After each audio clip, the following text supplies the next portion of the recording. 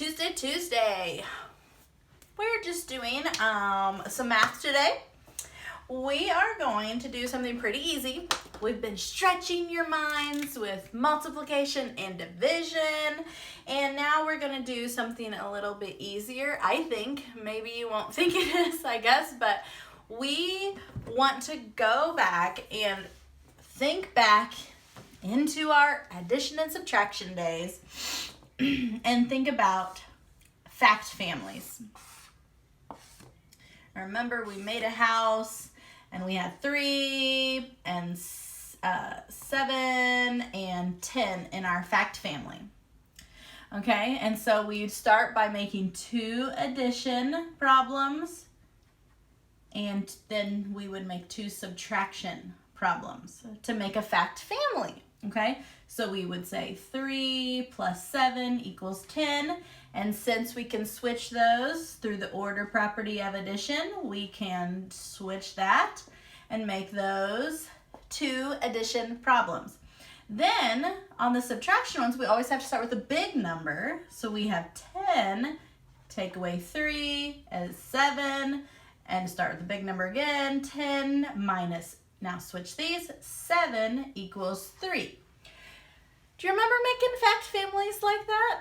Okay, so we have 2 addition and 2 subtraction. Now we are going to make fact families for multiplication and division, but it's going to have the same type of thought to it, okay? I'm going to make my house a little bigger so you can see it a little clearer. Okay, so if we are going to have a fact family with subtraction or with addition, with multiplication and division, we're gonna start with a multiplication problem. Okay, so in our house we would have 4, 3, and 12. So we're gonna make 2 multiplication problems. So we're going to use the factors. 3 times 4 equals the big number, the product 12. And then since the factors can be switched, we can switch those around. 4 times 3 equals 12. And then when it comes down here to the division problems, it's going to be like the subtraction one. Remember, the big number goes first. 12 is the big one, divided by 4, and that would equal our other fact family member, 3. Big number again, 12, divided by, now switch these, 3 equals 4. Okay, you see how that family, all of these are the same numbers. There's no 10s or no 5s. It's always 4, 3, or 12. Okay, so in the multiplication facts, the factors can be switched. Then the product's going to be the same. On the division problems, the big number, the product number, is going to be in front, and then the factors just change and equal the other factor. Okay, let's try a different one. We'll just make a neighbor house. The next door house, let's do 2, 5, and 10. So you're going to have your 2 multiplication problems first, and then 2 division problems after that. Okay, so the product is always going to be the bigger number. So we know this is the product and these are the factors. So we have 2 times 5 equals 10. Also, 5 times 2, we can switch those, equals 10. Then in the dividing, the big number has to go first. So 10 divided by 5 equals the other factor, 2. 10 divided by 2 equals the other factor, 5. So all of these house members are 2, 5, and 10. Okay, there's no random numbers in there. Okay, so let's let's do another one. Okay. Let's do the house.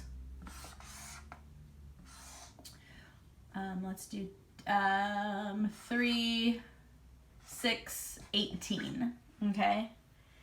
So 3, 6, 18. So we have 2 multiplication facts. And if you're like, oh, I don't know, we know the product's going to be the biggest number. So we know that the equal is 18. So these two multiplied together or times together must be 18. So we can say 3 and 6 times 6 equals 18. Then switch those. 6 times 3 equals 18. Then we go to our buddies, the dividing sentences.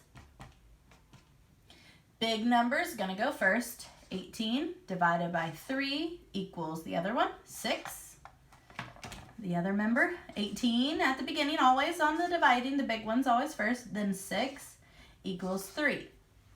See how they just switch around? It's nothing too complicated. It's nothing really big and scary. It's really just switching the numbers around and making them into different places in the fact family. Okay? Let me see. Let's do one more. Let's do 3, 2, and 6. 3, 2, and 6. What's our first clue? What is our product going to be? It's going to be the biggest number, so 6. So we know that 6 is going to be the answer, and these are the factors. So what's one of our multiplication sentences? Okay, 3 times 2 equals 6. Then we flip the factors. 2 times 3 equals 6. Now we're going to dividing sentences. We have to have 2 of each. Big number first. 6 divided by 3, that would leave 2.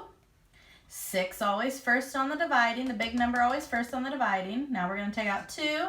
And that leaves us with 3. Okay? Pretty simple, I think, because we are very brilliant, so I'm pretty sure that we got that. Okay, let's look at our year paper. This is 5.11 Fact Families, page 149. We've got some twins on this page. Some people think Selah and Sophie are twins, but they're not. They have twins here, twin boys. Okay. So it is giving us part of the fact family, which I think is very confusing, but that's the way they do it. Okay, so they say 2 times 5 equals 10. And then the other brother says 10 divided by 5 equals 2.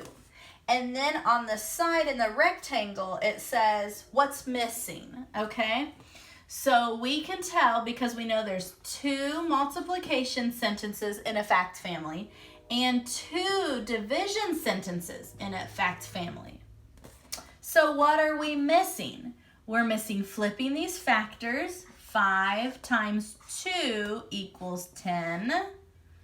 And then we're also missing switching these factors. The 10 stays at the front because that's always the big number is always at the front.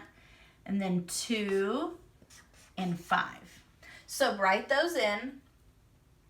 They give you those, but I wanted to help you fill in those. They write out the number sentences, but you just have to fill in the answers.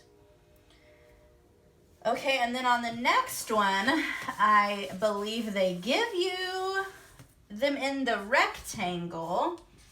3 times 4 equals 12, and then a 12 divided by 3 equals 4. And then you have to fill in what the twin girls are whispering to each other.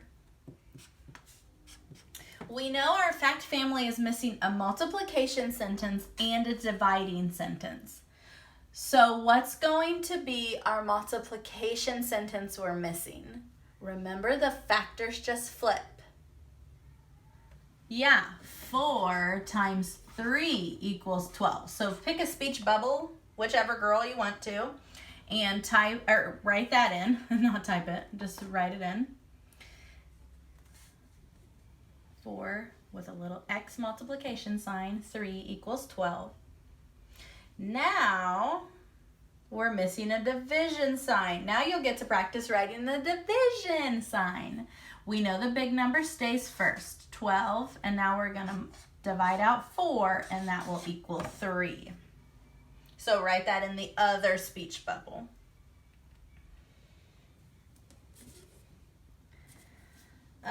Okay. All right. So you are making fact families, 2 multiplication sentences and then 2 division sentences. Remember, the product is always going to be the big number, and the big number always goes first for the dividing. Okay? We're going to let you do the front. I think I did most of those on our examples. And then the back, it gives you one of the sentences, one multiplication sentence. And then you have to fill in the others. So if it helps you to remind yourself that it's 2 multiplications, you can make the signs first, and 2 divisions, okay?